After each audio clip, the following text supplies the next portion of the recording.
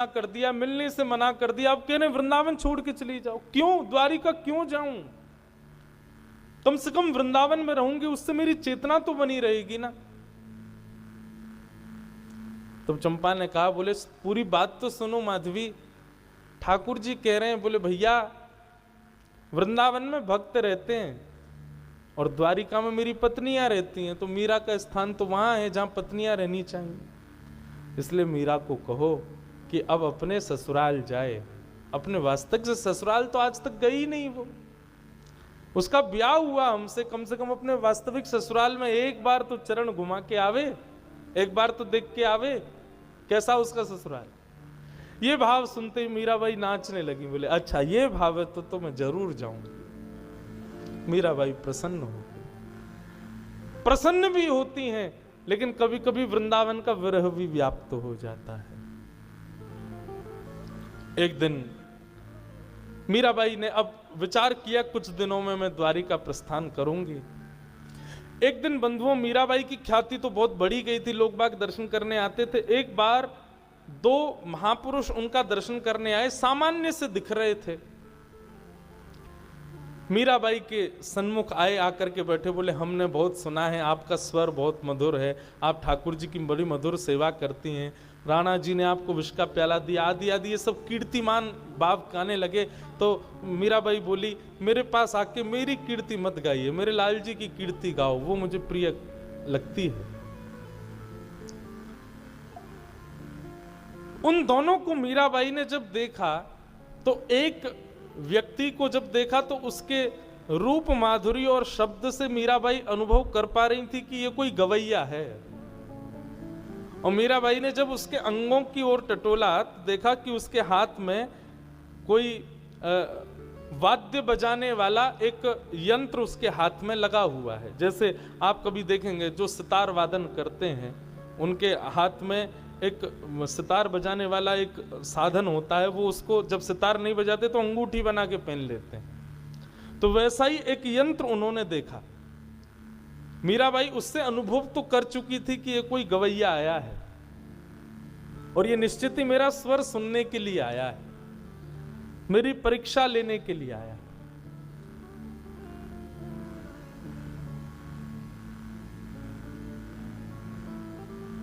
देश मीराबाई बैठी थी,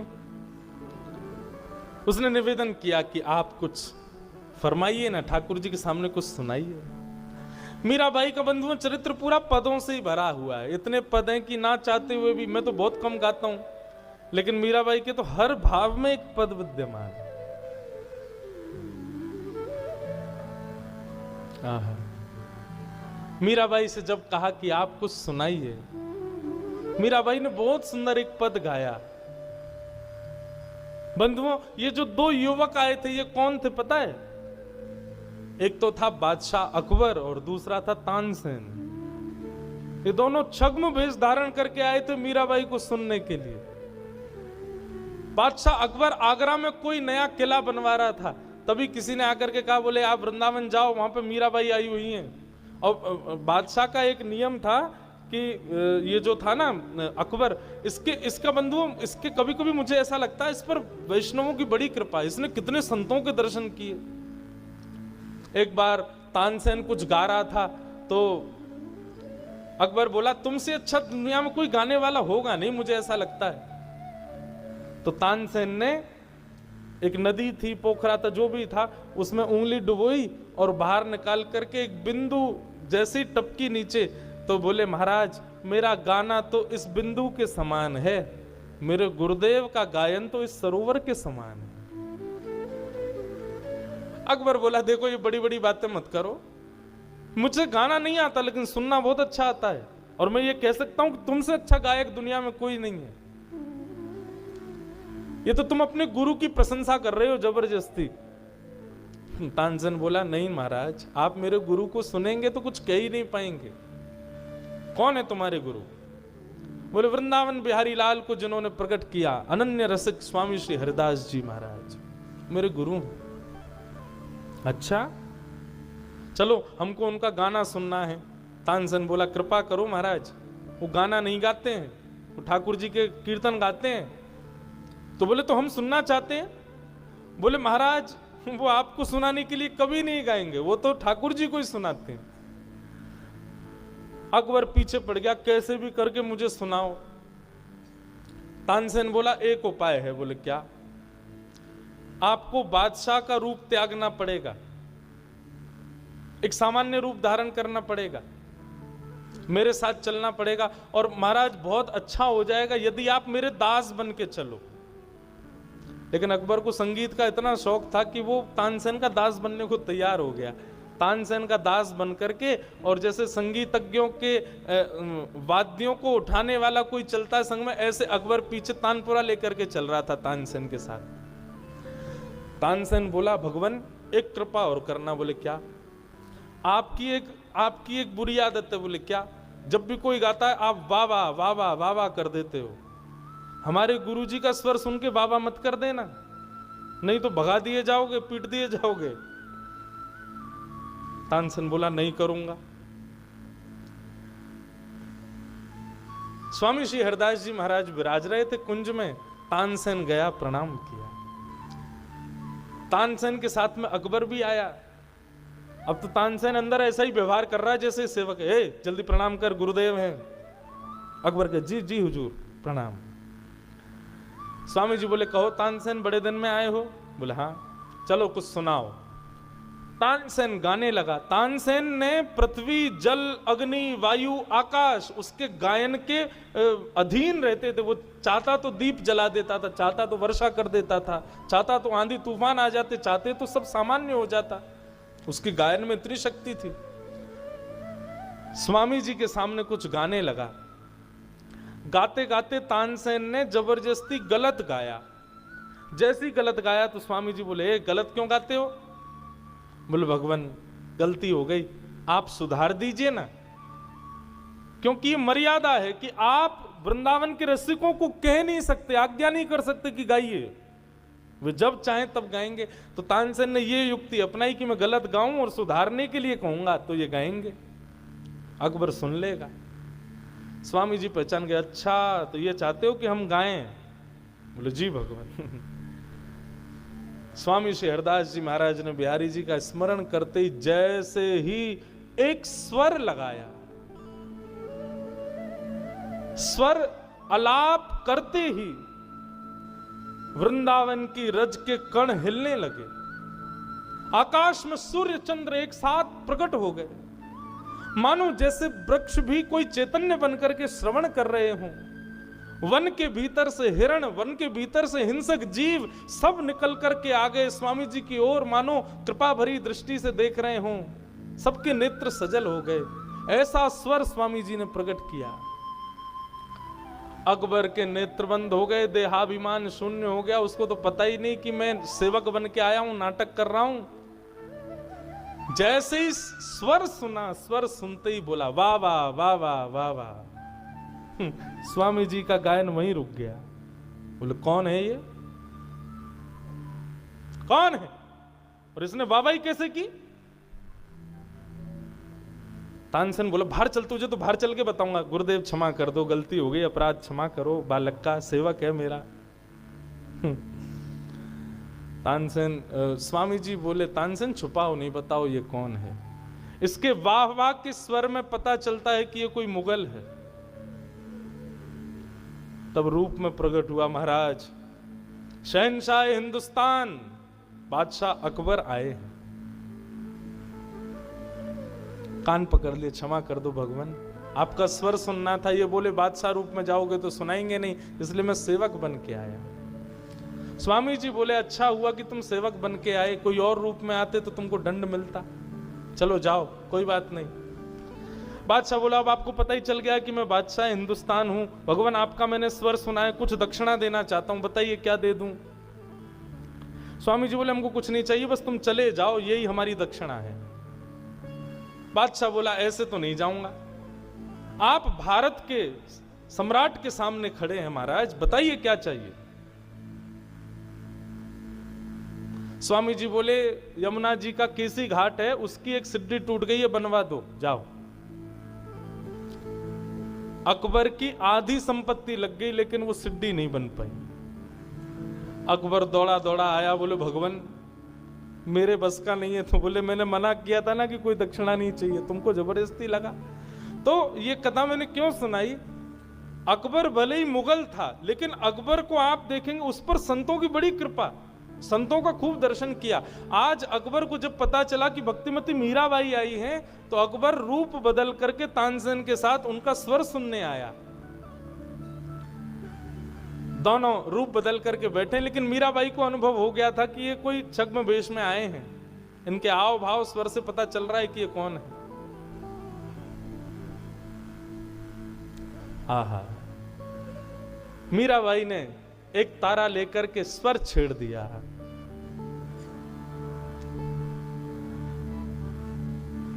गोकुल रो ब्रजवासी मारो, गोकुल रो ब्रजवासी,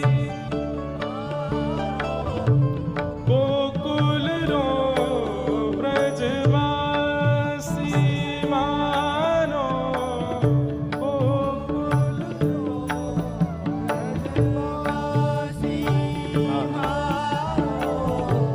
जग सुहाग मिथ्यारी सजनी, जग सुहाग मिथ्यारी होवा हो मिट जासी, होवा हो मिट जासी मारो, गोकुल रो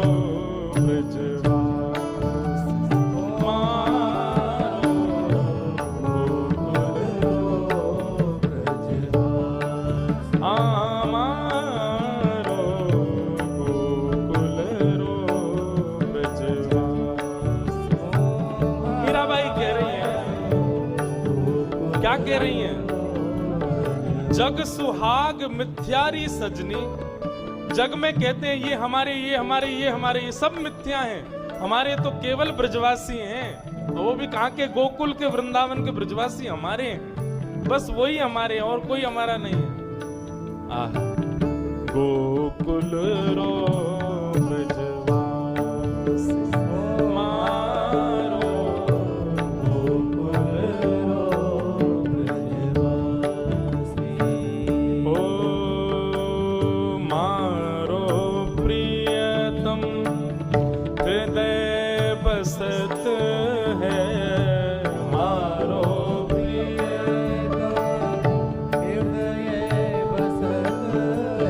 किसी ने कहा ब्रजवासियों में क्या गुण है, तब मीराबाई कहती हैं हमारा प्रियतम उनके हृदय में बसता है, ब्रजवासियों के हृदय में, इसलिए ब्रजवासी हमारे हैं।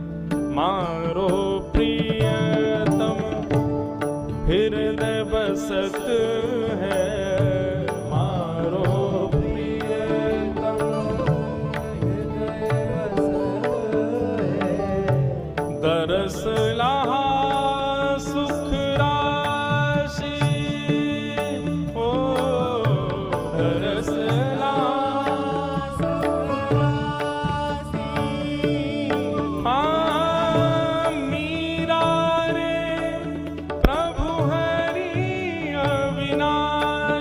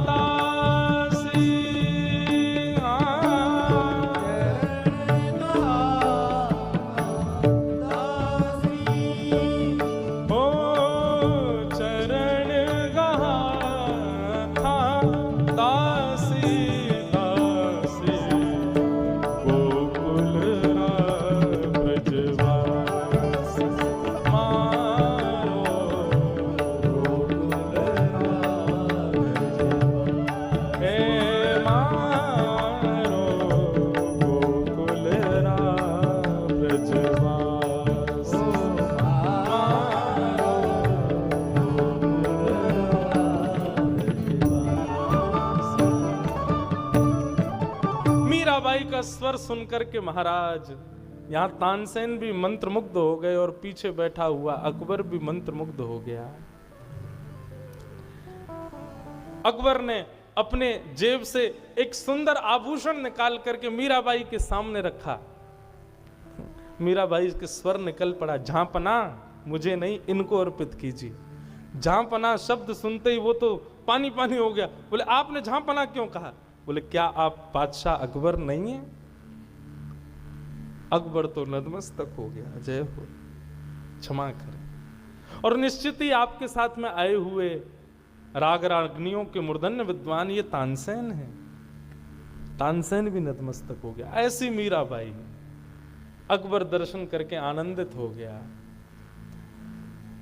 अकबर और तानसेन के ऊपर मीराबाई ने कृपा की, उनको अपना स्वर सुनाया और अब मीराबाई की घड़ी आई द्वारिका प्रस्थान की। मीराबाई द्वारिका को प्रस्थान करने लगी। अनंत संत वैष्णव जनों की टोली मीराबाई के साथ वृंदावन से द्वारिका को प्रस्थान करने लगी। थारे कारण, मीराबाई कह रही हैं, 4 महीने लगे मीराबाई को वृंदावन से द्वारिका पहुंचने। मानो चातुर्मास से शुरू हुआ था जिस दिन मीराबाई वृंदावन से निकली और चातुर्मास पूर्ण हुआ तब द्वारिका पहुंची। थारे कारण बन बन डोला, लिया जोगणारा भेष, बीत्या चौमासा मास बिताया, पंढरी मारा के।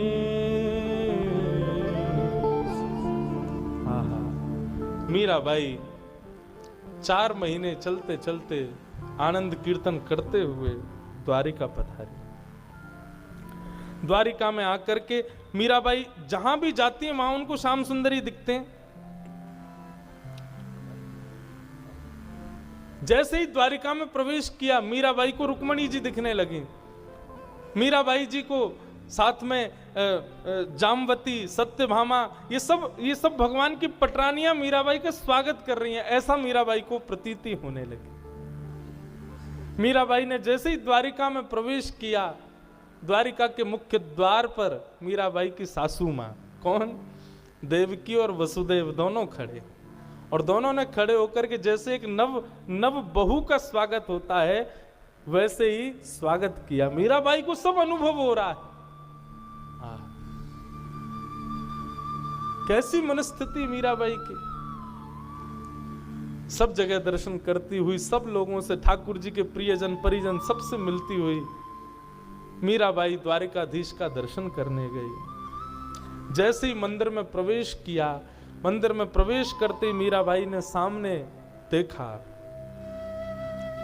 मारो मन हर लीनो रण छोड़। आहा, जैसे ही द्वारिकाधीश का दर्शन किया मीराबाई गाने लगी, मारो मन हर लीनो रण छोड़।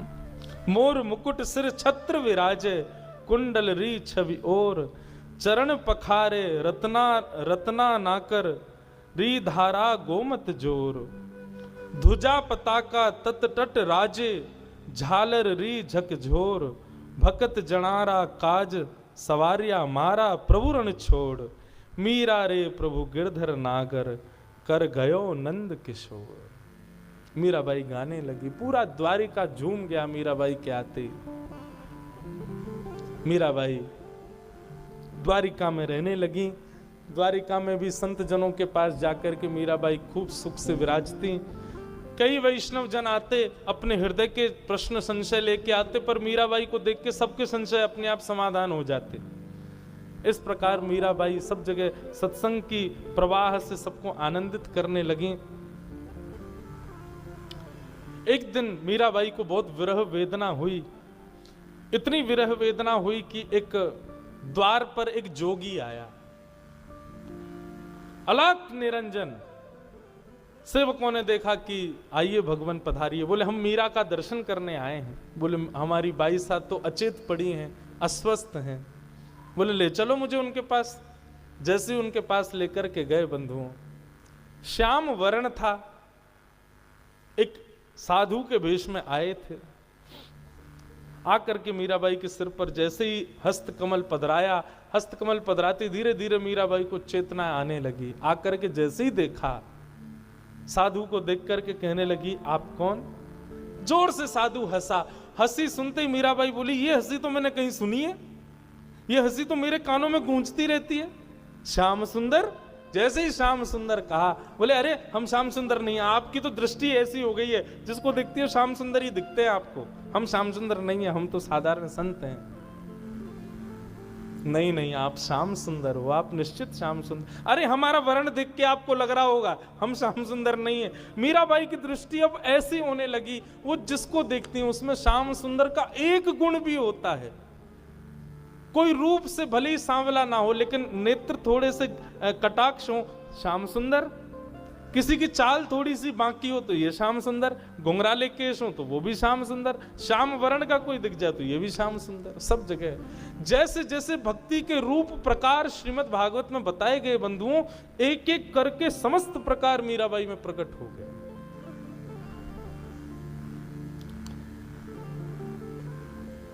इस प्रकार मीराबाई रहने लगी। बंधुओं, अब मीराबाई तो द्वारिका आ चुकी थी, परंतु मेवाड़ की स्थिति बहुत बिगड़ गई। जिस दिन मीराबाई मेवाड़ से गई, उस दिन से ही मेवाड़ में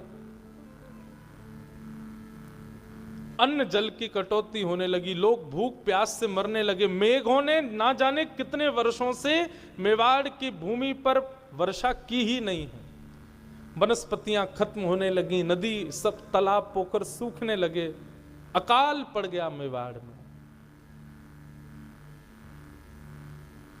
तब संतों को बुलाया गया, क्योंकि पहले तो संत सहज ही आ जाते थे, अब तो संतों को बुलाना पड़ता था। बोले भगवान बताइए ना क्या करें। तब संतों ने कहा भक्त अवज्ञा तुरत भवानी। ये भक्त की अवज्ञा का ये फल आप लोग भोग रहे हैं। आपने कितनी पीड़ा दी भक्तिमती मीरा को, वो सब आपको भोगनी पड़ रही है। जब तक भक्तिमती मीराबाई लौट करके नहीं आएंगी, तब तक यहां का अकाल ठीक नहीं होगा। 100 ब्राह्मणों के सहित सैनिकों को भेजा राणा जी ने, ढूंढा कहां है मीराबाई। तब राणा जी को स्मृति आई कि मैंने बहुत गलत किया, अब क्या करने से फायदा, अब तो सब हो चुका था। 100 ब्राह्मणों को भेजा, सैनिकों के साथ द्वारिका आ गए। द्वारिका में खोजते हुए मीराबाई के पास पहुंचे। मीराबाई से जाकर के सबने प्रणाम करते हुए निवेदन किया, मीराबाई हम सब लोग चित्तौड़ से पधारे हैं। आप जब से मेवाड़ छोड़ करके गई हैं, तब से मेवाड़ में वर्षा भी नहीं हुई है। मेवाड़ की स्थिति बहुत खराब है। हमारे यहाँ के कुछ संतों ने आकर के बताया, जब तक आप लौट करके नहीं जाओगी, तब तक मेवाड़ की स्थिति सुधरेगी नहीं। हमारी आपसे प्रार्थना है भगवान, आप वापस चलो। मीराबाई बोली मैं जग जंजाल से बचकर के यहां आई हूं, मुझे पुनः जग जंजाल में मत लेके चलो। भोजराज जी की इच्छा पूर्ति के लिए मैं मेवाड़ गई थी। वहां पर ठाकुर जी की खूब भक्ति की, संत महापुरुषों का आगमन सब सहज ही हो गया था। परंतु अब मेरी इतनी स्थिति नहीं कि मैं दोबारा मेवाड़ जाऊं। आपसे प्रार्थना है, अब मुझे इसके लिए वाद्य मत कीजिए।